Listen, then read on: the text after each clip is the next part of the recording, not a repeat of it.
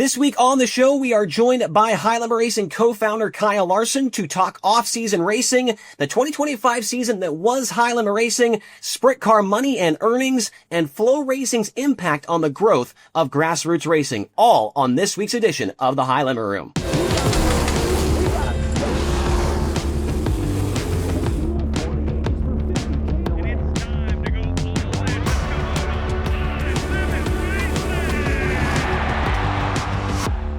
All right, welcome back to the High Limit Room. We are joined this week by Kyle Larson, of course, co-owner of High Limit Racing. Kyle, it's been a while since we've had you on the show, and since then, you have picked up another NASCAR Cup Series championship, so congratulations on that. But more importantly, I think more importantly, at least, to me, Audrey to victory lane at the Red Bluff Outlaws this weekend. That was pretty cool to see. I know you were probably pretty excited about that.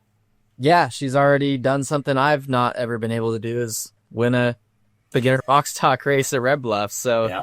She's already off to a better start than me. But no, that was really cool. Glad I was able to be there. I went to Macedo's wedding on Saturday, so couldn't be there that day, but got to go Sunday and watch her execute a good feature and then barely win by like a half car length there at the end. And Owen actually did a really good job too. I thought, he improved over the weekend in the 250 class there.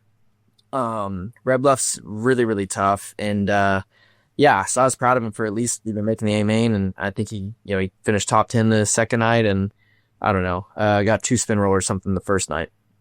Well, you got to Chad Knaus now working with them with Carson Perkins, of course. I mean, he's a genius when it comes to those cars. So no surprise there. But Kyle, we want to talk to you a little bit about, of course, High Limit Racing and how the season went. Obviously, you weren't at every race, but I'm sure you watched a lot of them, and then talk about some stuff with Chili Bowl and High Limit International and all that stuff going on as well. But just, briefly talk to us what you thought about the High Limit season. Of course, the championship came right down to the wire. Absolutely fantastic action all the way throughout the year. But what was just, I guess, your basic thoughts on the entire season as a whole? Yeah, I mean, once again, another exciting, season, probably even more exciting than the first year, just with how many, guys were competing at the top of the points. You obviously, we had some injuries and stuff, which sucked, but, I think without that, it would have been, even, down to the wire even more than it was. So, we saw some great races, great crowds, new winners, new teams compete. All of that made for a really good year. And, you always get excited about the next one to see, how it can be bigger and better. So, proud of everybody at High Limit too for, the grind that it takes to get up and down the road as a series and keep it, operating at a high level. And I thought everybody did a good job with that. So, yeah, I know it's off-season time, but, as you mentioned, we got Australia coming up and then, quickly into the next year. Kyle, I don't even know if anybody can see me right now, but that's probably better if that's not the case. Well, first I want to congratulate you on being the guest that gets Chase to mention Red Bluff Outlaws quicker than he ever has on any other recording of this show. That was like 7.8 seconds, and that was really, really impressive. So thanks for being the guy to now set that mark as high as it's ever been. You talked about not being able to be there on Saturday. You were at Carson Macedo's wedding. That looked like a good time. I think I saw you leading the crowd in Pink Pony Club. We know that was on your High Roller DJ playlist this past season, so I'm happy you got that song a few dozen times. And then how did the negotiations go with Carson? Is he going full-time High Roller next year? How'd that talk go? I'm sure that was hashed out at the wedding.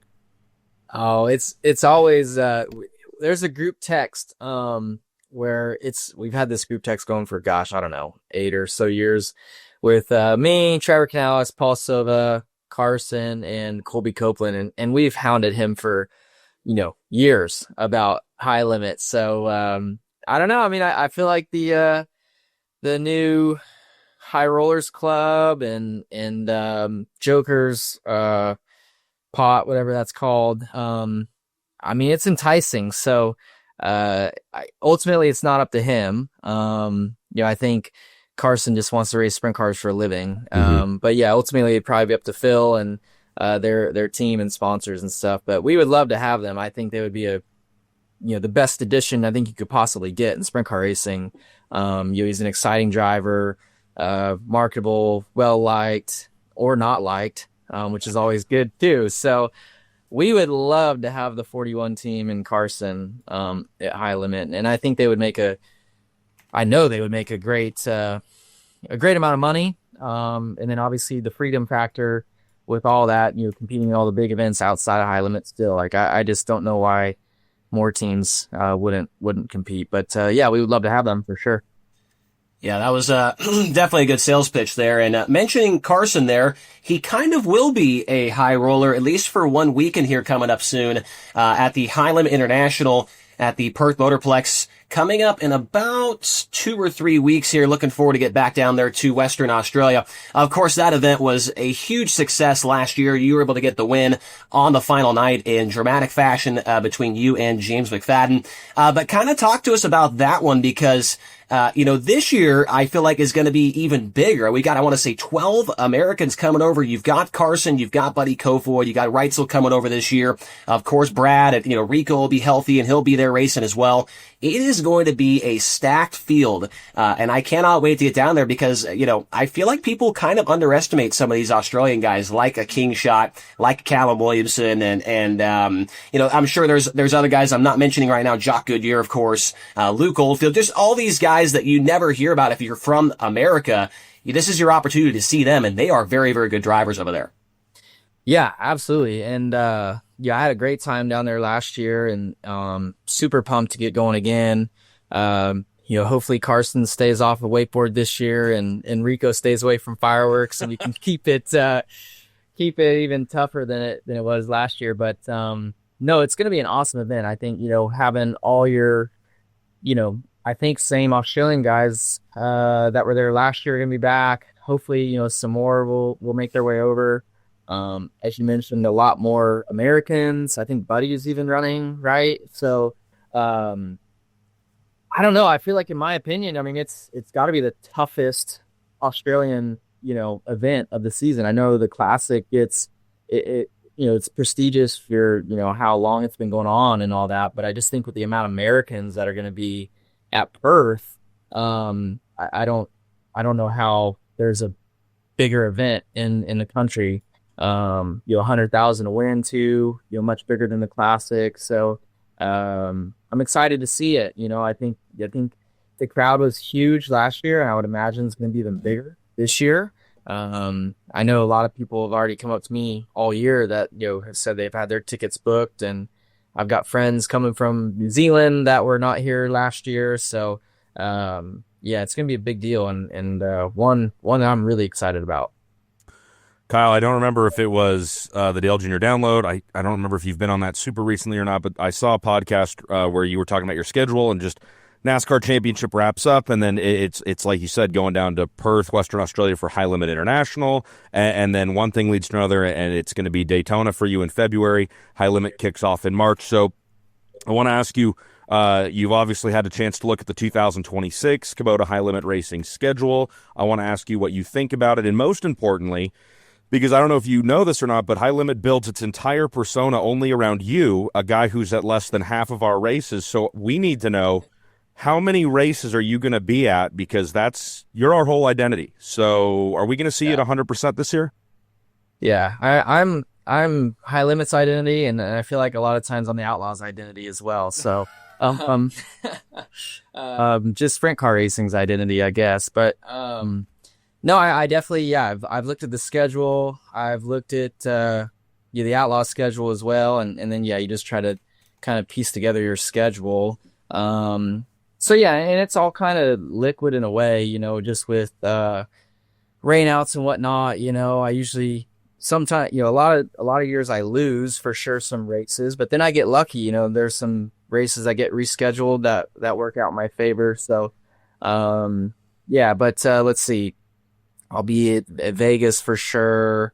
I don't know if I'll get to make it to all the midweek shows. I kind of want to be a little bit more flexible with that this year, with the kids getting to their own racing a little bit more. I'm going to own my own micro stuff this year for the kids. So I want to get to some of their races, just to, hang out, support, and see how that's going. You're really excited about the Wisconsin swing. I had a lot of fun doing that last year. So I'm definitely going to do that again. I think there's, a couple new tracks throughout that week compared to last year. So that's always fun. I enjoy getting to go to new places. And then, I mean, I don't know, just it'll look very similar to what I've done the last couple years, but maybe just a few less races. The summer just gets so busy for me. Ultimately, I end up just getting kind of burnt out by the middle of it, probably, usually. So just try to balance out a little bit better. It's like I said, just as my kids get older, it's just harder to keep the same sort of schedule every year. But I'll still be racing a lot. I think there's probably 25 to 30 dirt races on my schedule, and I think that's a good number, when I'm racing 38, NASCAR weekends a year too. Mm-hmm. Yeah, you'll definitely be staying busy, just like you will here in the quote-unquote off-season. We already mentioned High Limit International, but also coming up here is the Tulsa Shootout, of course, and the Chili Bowl. What is your schedule looking like for the Shootout? Are you going to be actually competing in that one again, or is that one where you're going to be there watching Owen? And I don't know if Audrey's racing or not, but what's the Shootout looking like for you this year? And obviously last year, I mean, that was a hell of a battle between you and Christopher Bell. So if you are racing, hopefully we could see a rematch of that. Yeah, so I'm gonna the calendar kind of doesn't work in my favor as much as it did last year, but and then the Shootout, they added a day to the beginning of the week, so that also doesn't help. But you're looking at what they released, I think last week. So I'll race the 30th in Perth, and then I'll get the first flight out on New Year's Eve, which the way that the world works and travel, I'll get to Tulsa on New Year's Eve. So I think my flight lands in Tulsa at like 3:30 p.m. on the 31st, which should, I think, allow me time to get there to run the Winged Outlaw division. So, I talked to Chad Boat, so it sounds like we'll go ahead and do that. But, which will be, probably make for a longer week feeling, but, still I'm happy that I get to, get there and compete and also, support the kids. Audrey will be racing in the junior sprint for her, first Tulsa Shootout attempt. And then, Owen, he'll be in, restricted, and then both of the stock divisions. And he's, gotten a lot more experience in the past years. So I'm excited to see how he does. He won the Hergopian race out there at Visalia, and I feel like those kids out there are really good and usually are the front runners in the restricted division. So, hopefully he's got a good week, and you can get his first go. It'd be pretty cool. Kyle, you'll be on the first flight out of Perth on that New Year's Eve morning. Chase and I should be on that same flight with you. I have a feeling, though, you will be sitting on a different end of the airplane than Chase and I will. We sit in the back and hand out mints to people coming out of the lavatories. And then you're going to be able to get to the track in time to race on that New Year's Eve night, which I remember the time change coming back from that last year. We talked about it. I mean, it's just wild what your body goes through. You're sitting up at 2 or 3 in the morning back home in the States, and your body thinks it's 2 or 3 in the afternoon back in Western Australia. So, I don't know how you do that. Can you share any tips? Because I'm just going to be there holding the microphone, and I'm going to be asleep in the infield at 2 in the afternoon. And it's just such a cool event. You talk about that battle with Christopher last year, and then the Chili Bowl Nationals come up right after the Tulsa Shootout. Does that event ever get old? How excited are you to get back behind the wheel and go after another Golden Driller? Yeah, well, first on the jet lag part of it, I'm a bit more nervous of how I'll be able to handle it this year because, last year I came back and the Shootout, I was racing all the divisions. So you have to get up early and you kind of just get going, and you kind of just power through it, and then your body can adapt quicker. Where this year, I think with running one class, I'm going to be fighting through the jet lag, but, I don't know. We'll see. But, and then, Chili Bowl, we're back for the Chili Bowl again this year. Love going to that event. As I've gotten older, I've grown out of wanting to be there all week. But, this year it's going to be fun. We're actually, I'll do, practice night Sunday. I'll do Race of Champions and my prelim night Monday.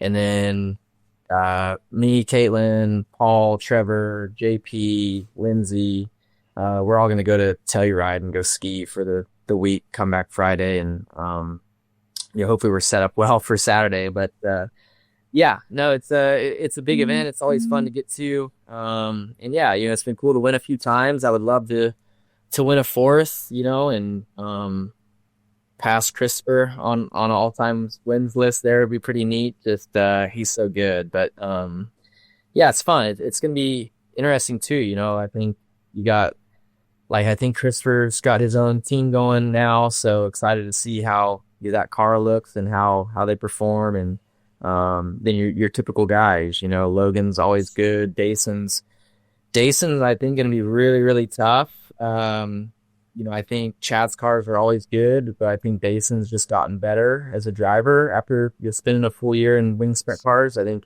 that's why you've seen him win a lot more in the USAC stuff this year.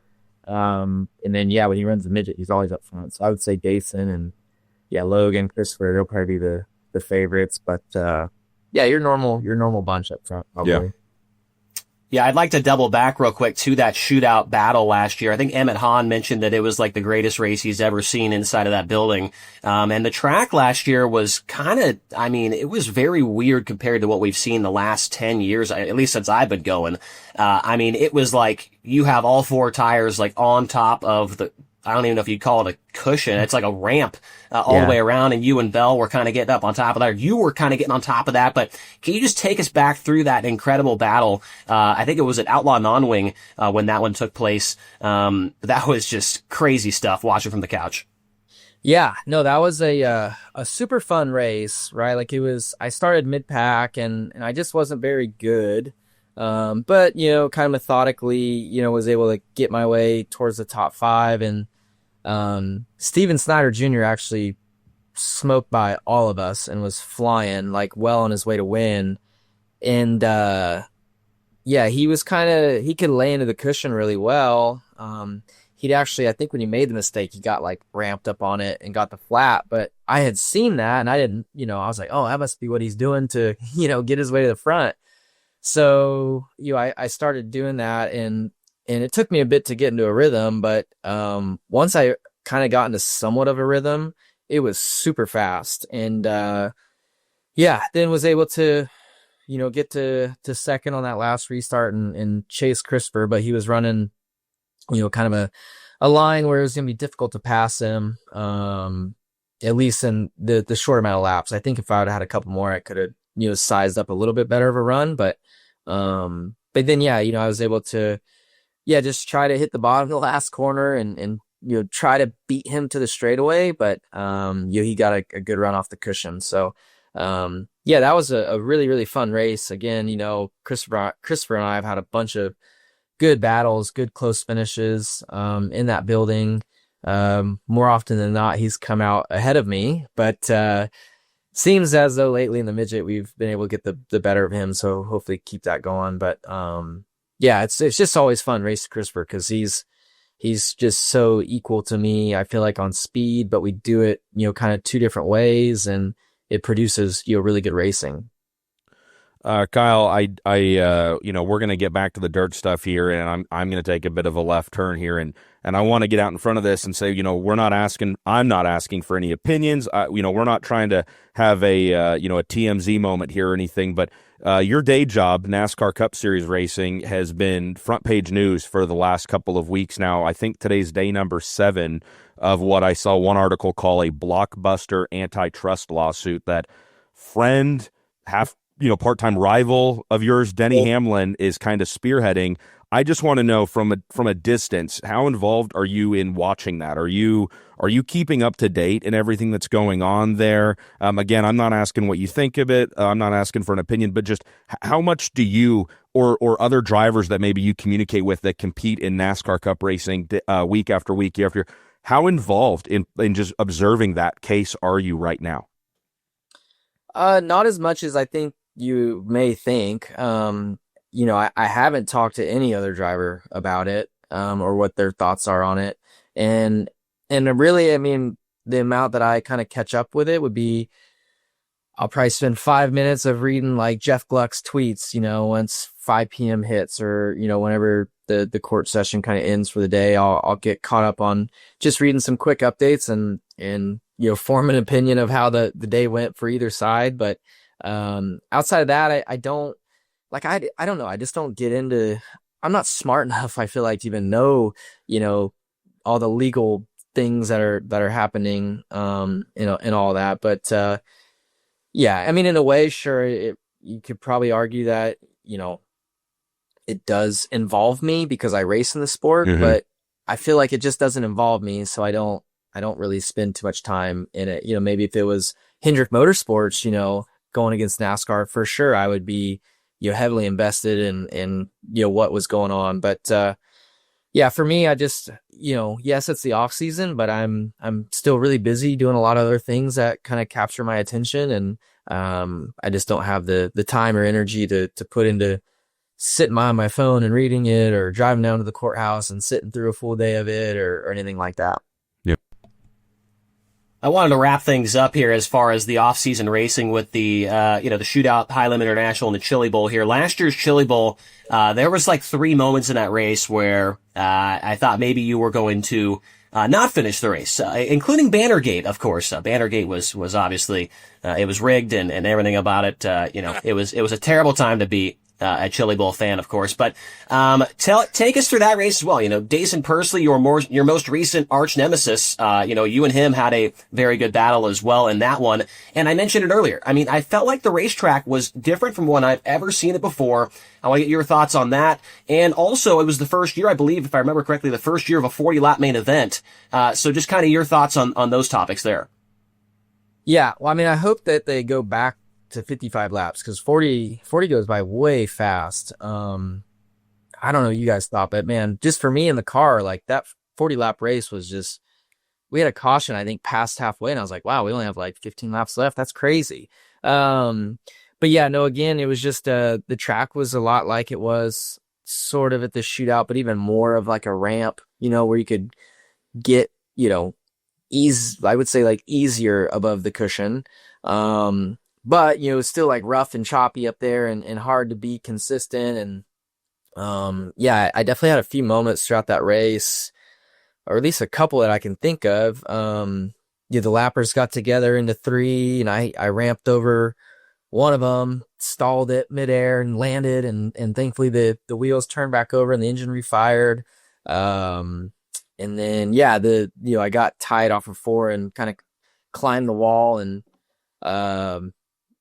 I don't know if I was the one to rip the banner down or somebody else, but it was hanging on by a thread, I think, before I had gotten over it. And, then kind of got saved by that caution there. And I think there's just a few laps left. So yeah, I got, a bit lucky, I guess you could say, in that moment, but you always have to put yourself in position to take advantage of that luck, as we saw just with me winning the championship this year. So, yeah, no, again, it was cool to win another Chili Bowl. I feel like our midget has not been, handled the greatest in that building. So to be able to get, a few wins is, something I'm proud of.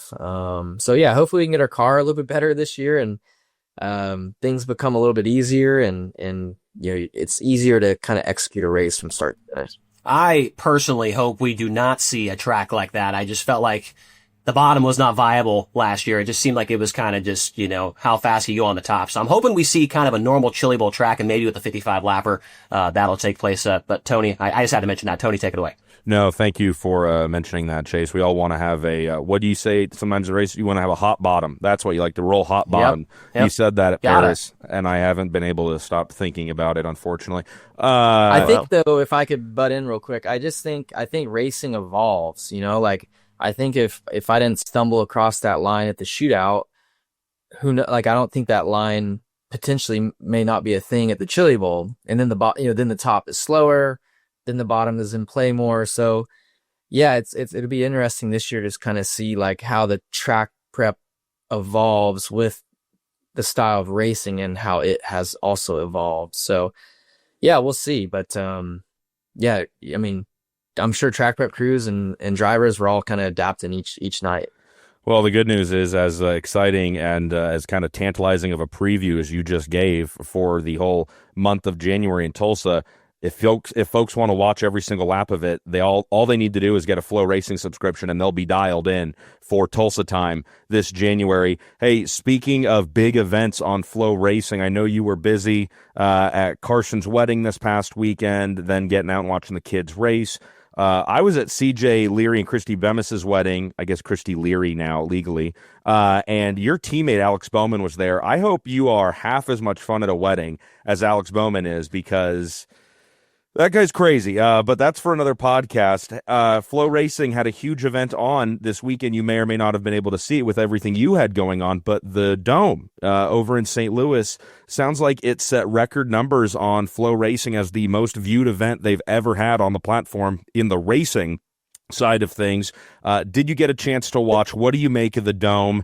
And will you be teaming up with Rico Abreu to go compete at it in 2026? I didn't get to watch anything live, but I definitely, caught up on the highlights and stuff and watched all the, side clips and stuff they had, different interviews and drivers mad and putting on a show. It's an awesome event. It is probably the biggest dirt event out there, I think, and it's just going to continue to get bigger and bigger. So, yeah, it's really cool. I think whether you're a fan or a competitor, I mean, it's just an awesome thing, and you just can't compare it to really anything. It's completely different from the Chili Bowl and all of that. So, yeah, I mean, my late model career is on pause, but if there was one event that I would probably, get my helmet bag out for, it'd probably be that one. Wow. So we'll see. I just think it'd be fun to be a part of an event like that. I've done it in the midget, but a late model would be cool. Hey, if you break the helmet out for the Dome, I suggest you also bring a pair of boxing gloves, or you hire Chase to be your bodyguard, because that event looks rough and tumble. It gets Western out there. I think I'd take you as my bodyguard over Chase for sure. Oh, Kyle, Chase can hear us. Don't talk like that right now. Hey, I did hear you say that your late model driving is done for now. You did not mention your modified driving, so we'll keep that on the table. Oh, maybe. Good point. That's all lumped into one. Oh, okay. All right. Fenders, just all the fenders are in one deal there. But Kyle, something else I want to talk about. You mentioned your cup championship or whatever, and how you had to be there, right time, right place with the format and whatnot. I went to the comments, which is Tony Laporta's favorite place to hang out at on Facebook and YouTube. It's where all the geniuses are. Yeah, a lot of really good ideas and whatnot down there in the comment section. Hey, if you're watching this video, leave a comment down below, by the way. But, one thing that a lot of people are saying, is when you get NASCAR types involved in high limit racing, and then when they say NASCAR types, of course, they're talking about you, Kyle. So you should feel special when they're talking like that. But they all say, because of this high roller club and all these, and all this NASCAR interaction, they're gimmicks. They think here very soon that we will see a playoff format with high limit racing, a one race take all at the Texas Motor Speedway dirt track. Can you confirm or deny that will ever happen with high limit racing? I would hope, and I'm pretty certain that will never happen, in sprint car racing. But, even the late model playoff that they have, I think is better than what we have in NASCAR, but still, it's not like, I don't know.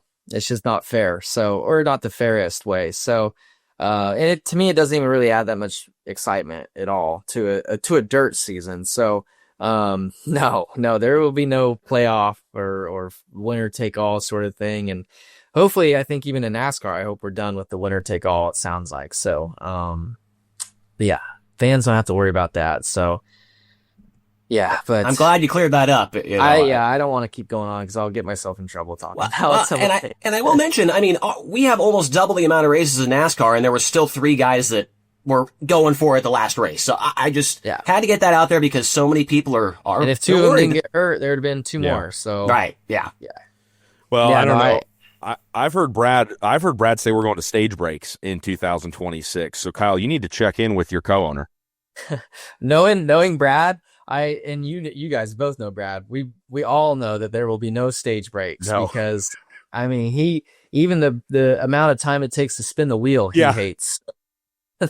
there will be no breaks, I'm sure. I asked him on this show 2 weeks ago, we had him on, and I said, Brad, with you and Kevin Rudeen taking over NARC, you're not going to be at every single high limit race. Of course, also with him stepping away from full-time competition, I said, I don't know if I'm going to know what to do down at the wheel spin without you, Brad, being down there. 2 minutes after the last heat race ended, looking at me going, why aren't we going? Why aren't we going? And forgetting that commercials on Flow are a thing. Hey, with, the obvious joking about a playoff format and stage breaks and all the other things, I want to, again, turn this back on kind of your opinion here. And I think we're all NASCAR fans. We're not trying to besmirch their name or how they do anything, right? But I watched your interview 2 or 3 days after the championship wrapped up in Phoenix when you went out to Barstool in New York and you talked with those guys.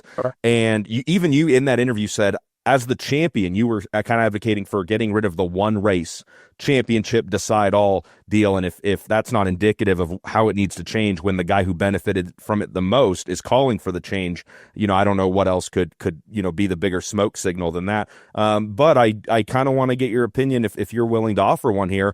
What could NASCAR learn from high limit / sprint car racing? At the start of that interview, you offered an idea about shortening the months, but adding races midweek was the term you used, very similar to what we do at High Limit. Are there other things that sometimes you think of that NASCAR could style a little bit more closely to dirt track and sprint car racing that you think would do well? Or even if you don't know how well they do, you would just like to see on the NASCAR schedule? Yeah, I don't know. It's tough because I do feel like a lot of times, at least in my career in NASCAR, I've been in a lot of different meetings with all the drivers with NASCAR, and there's different ideas and opinions thrown out on like how to make things better, and then NASCAR will always come back with a rebuttal to that where you're like, oh wow, I didn't think of it that way. I didn't think of the impact that it would have on the broadcast partners or at track ticket sales and things like that. So yeah, I mean, I can throw out an easy idea. Let's shorten the season by a month and just add in 4 midweek races throughout the year.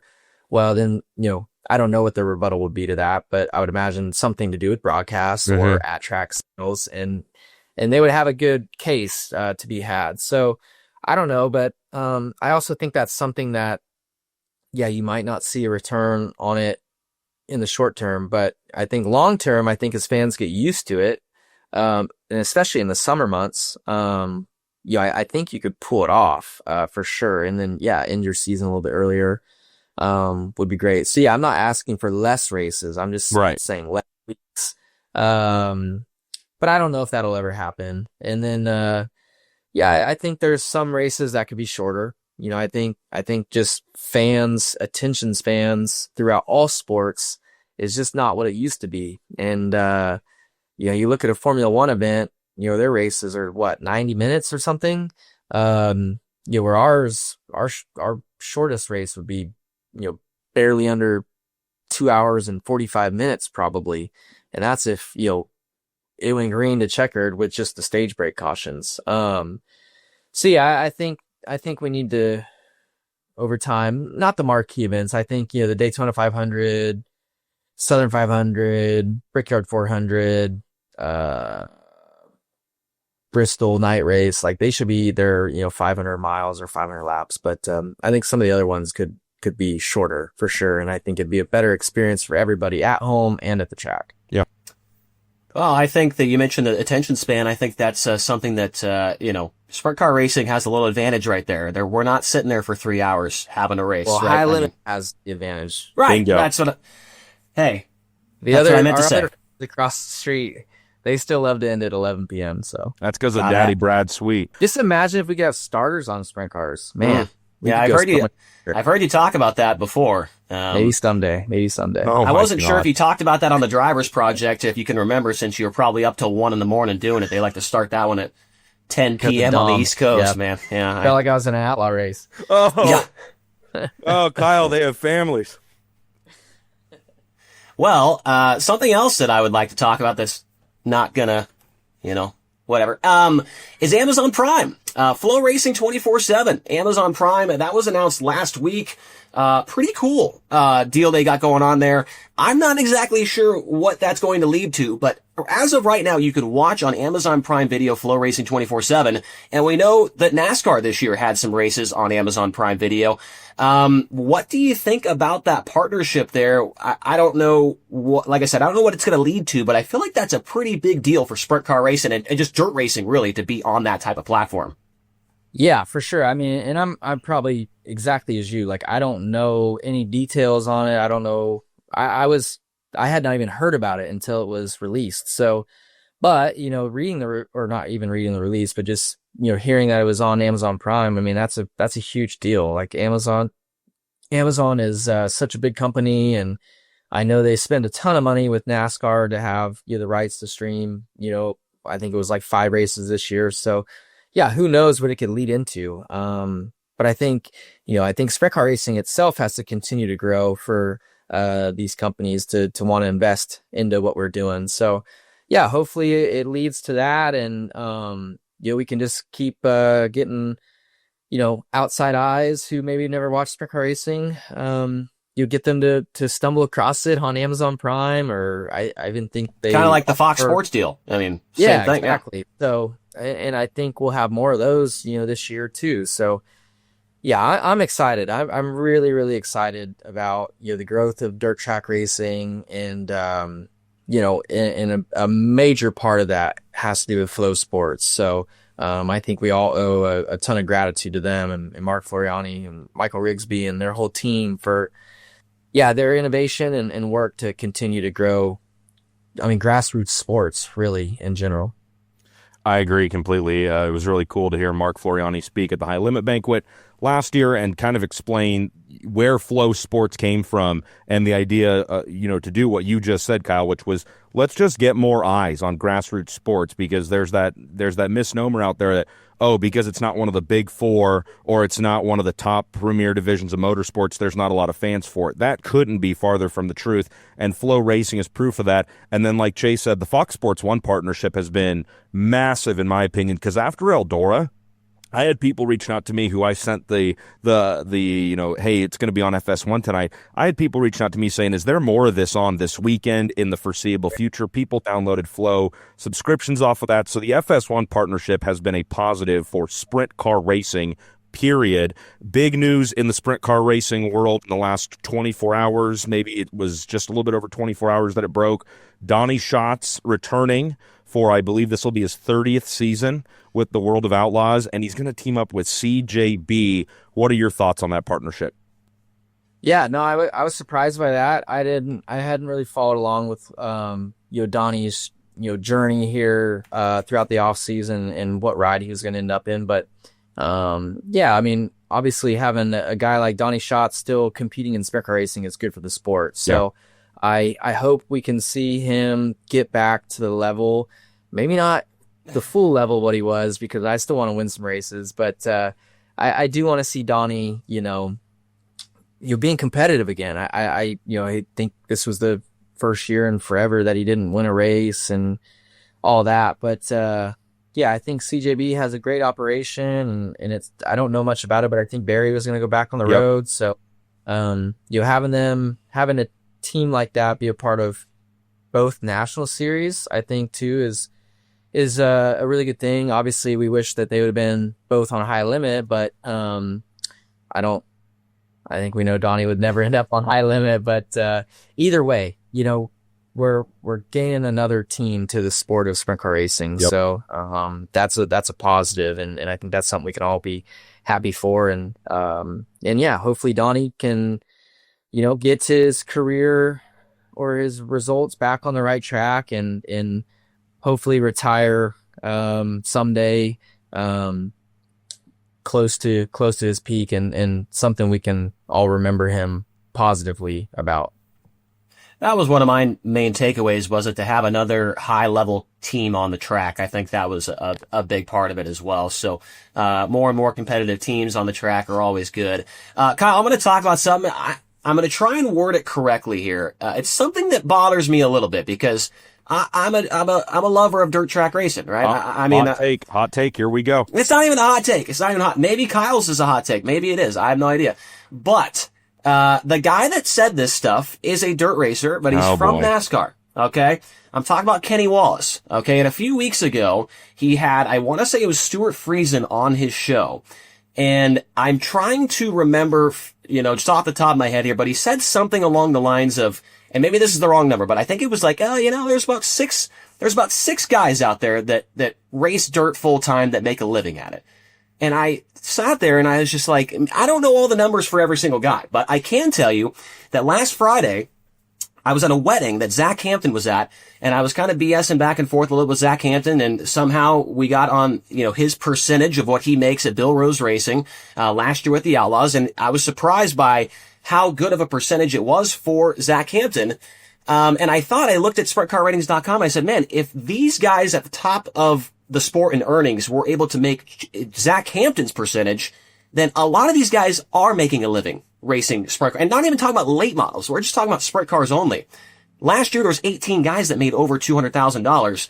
What is your opinion, I guess, on what he said? Because I feel like saying that 6 guys make a living racing full-time dirt sprint car, it's just incorrect, in my opinion.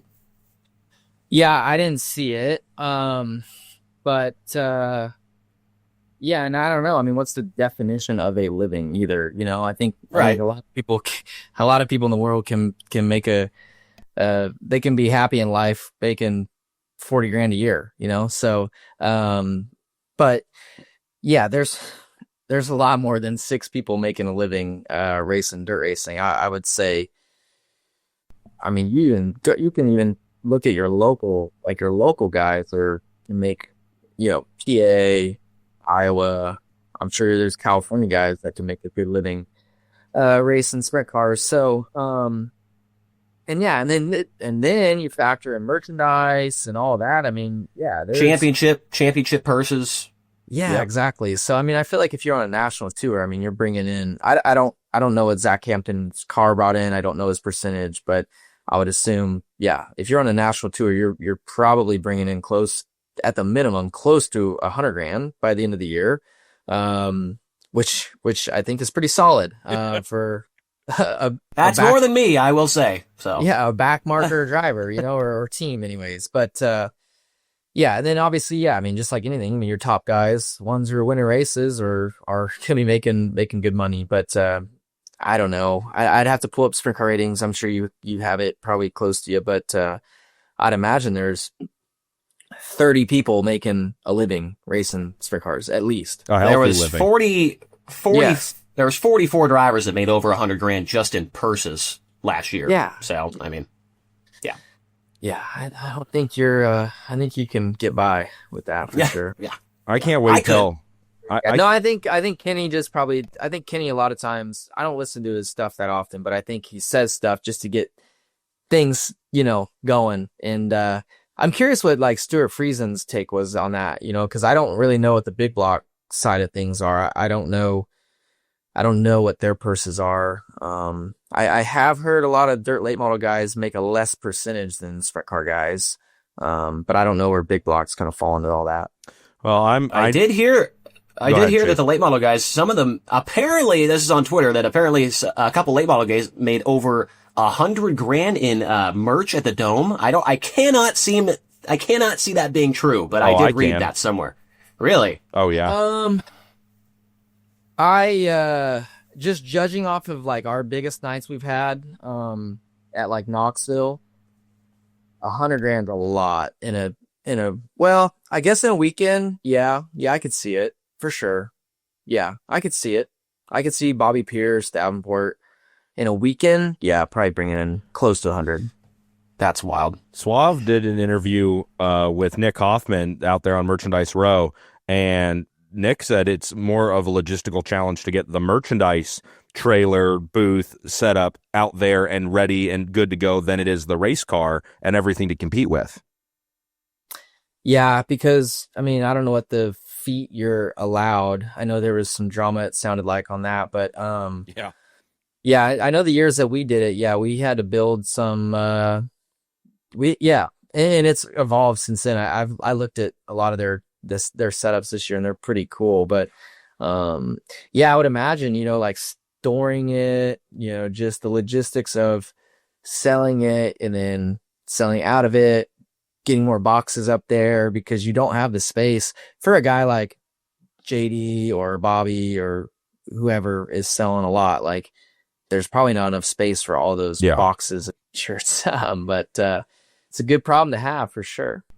Real quick, I was just told by our producer, Tyler Burdett, that a certain driver, I won't reveal his name, but he said he made more on the first night of the Dome than he did the entire World 100 in merch. So there you go. Yeah. I don't know what exactly that is, but yeah. No, I mean, I can believe it for sure. I think especially, as you're getting ready for Christmas, special paint schemes, fans are probably willing to spend money. I think when you look at like the World 100, there's a lot of races going on that time of year.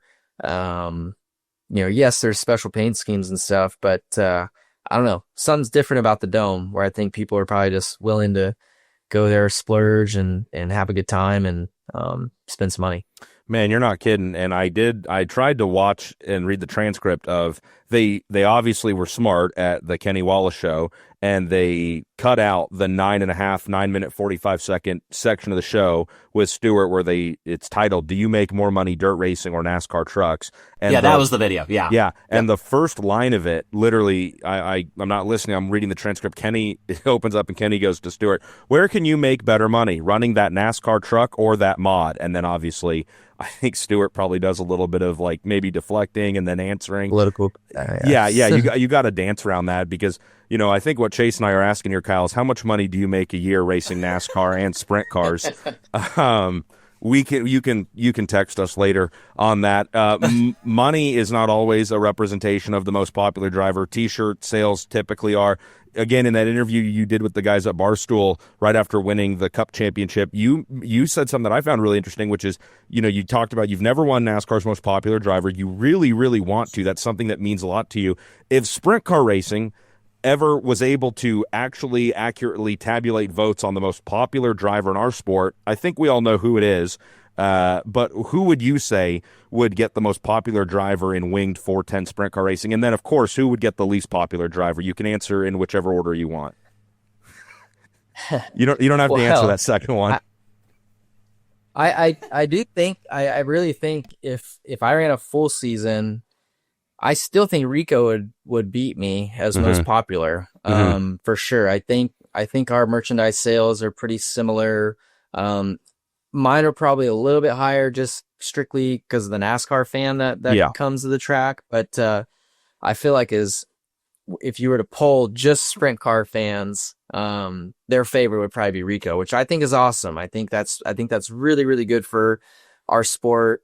That's really good for racing, because people in NASCAR, people in IndyCar, people in dirt late models, hell, people in Formula One probably have heard of Rico Abreu. Just with his unique stature and what he, the energy and all that he brings to the sport, and he competes at a super high level, wins championships, all that. So, I think he's the undisputed most popular, guy, which is awesome. And then least popular, you don't have to answer that one if you don't want. Aaron Reisel probably used to be, but man, I feel like everybody's got a lot of sympathy for him nowadays, and it's honestly, that's also really cool to see. Kind of his personality switch, and not switch, but the fans' perspective of him has changed here the last few years. Well, cripple. That's what I say. Yeah, you can't boo a cripple. Those are Aaron Reitzel's words. But I've said that since halfway through this high limit season, and I've gotten a front row seat. Talking to him every single night.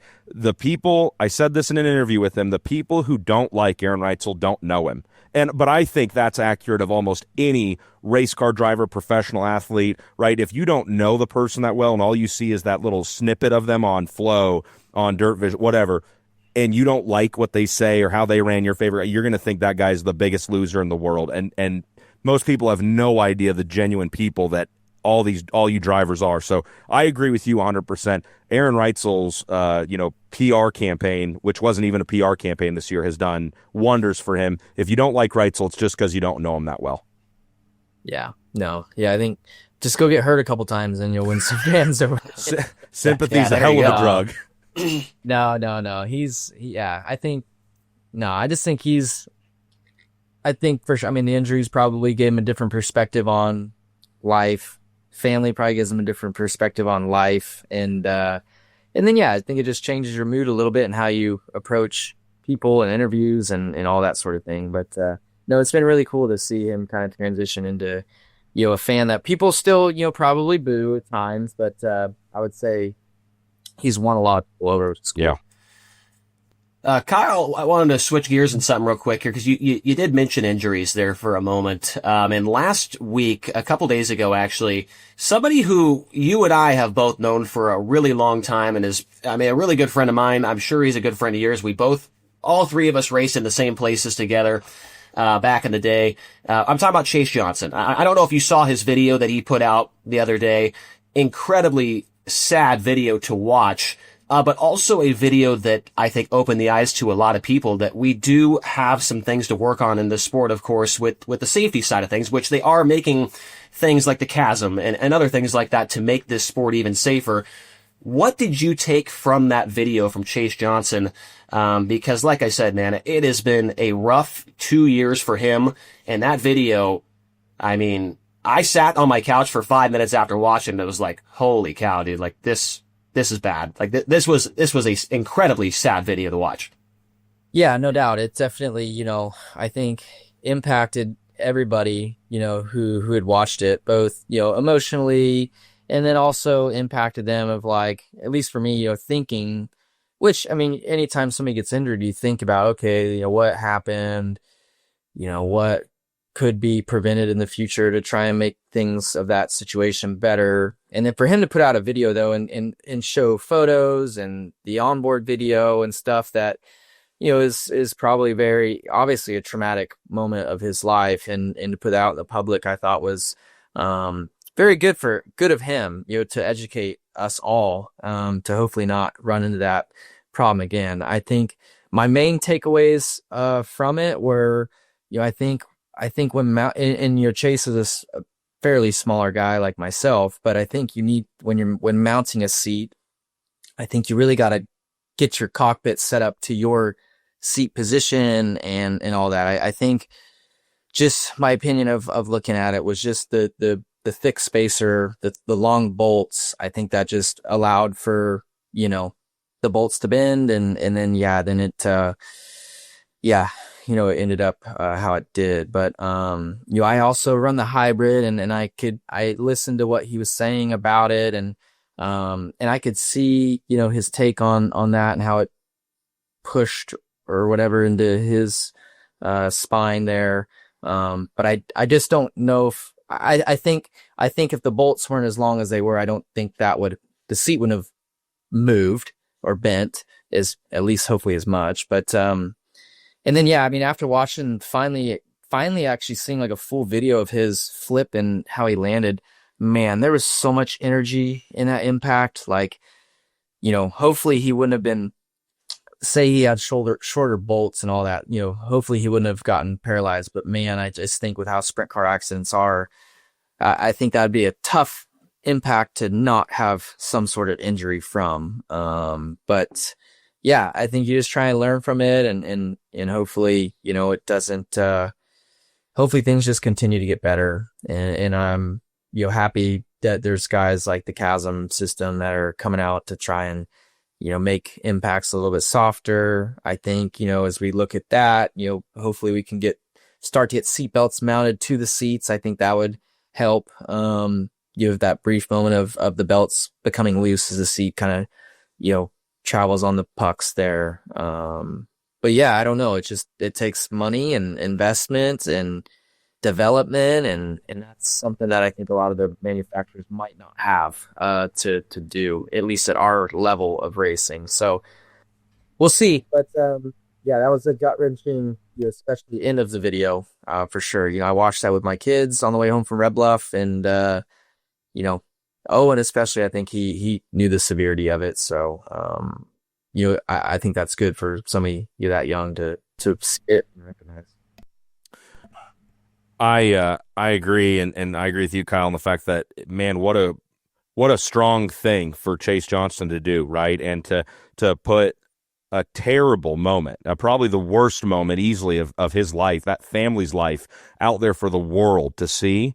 I mean, yeah, how that video ends with the GoPro footage of him yelling I mean, it's just, it's sickening. And I don't even face the same risks you guys do. I like that you brought up Chasm. They were a proud partner of High Limit Racing this last season, and you can learn more about them by checking them out on Facebook at Chasm Safety Products. It's CASM, Chasm Safety Products, and they're out of Mooresville, North Carolina, and it's just something that every race car driver in our style of the sport, I think, should certainly look into and learn about. My last question, I just want to, transition back to a little bit more positive, a lot more light, and a lot more to do nothing with racing. I started asking you about how the wedding went out in California. You were rocking Pink Pony Club several times. I heard you bribed the DJ a lot to play that. You've got another wedding coming up, #wedding season in the racing world, and you're coming out to Iowa and going to be at Tyler Courtney and Asia's wedding this coming weekend. I hope I'm not blowing up your spot and the wedding doesn't get overrun by Larson fans, but that's going to be pretty fun, and it's got to be nice for you to let your guard down and be around friends of yours and just be a normal guy with people who do what you do in the sport. That's probably one of the highlights of the off season. Do you agree? Yeah, I mean, normally I miss all weddings because usually I feel like people want to get married, in race season. Well, yeah, in the which race is crazy when it's warmer. So yeah, we'll be in Iowa this weekend where I think it's about 0 degrees. But no, it'd be cool. Sunshine is one of my best friends, and it was one of my groomsmen in my wedding. So it's gonna be fun to be there and be around all the guys and get to celebrate. So yeah, we look forward to it, and hopefully I'll have all my fingers and toes after, and they won't be frostbitten. That'd be bad. Well, Kyle, thanks for jumping on this week and talking all kinds of different things here in the world of racing, not just sprint car racing, but the entire world of racing. And we got some really good stuff from you there. So appreciate you jumping on. And thanks, and have fun at Tyler's wedding coming up here. And we'll talk to you again. We'll see you down in Australia. Yep, we'll see you guys there. Well, will I see you, Chase? I didn't see it all last year.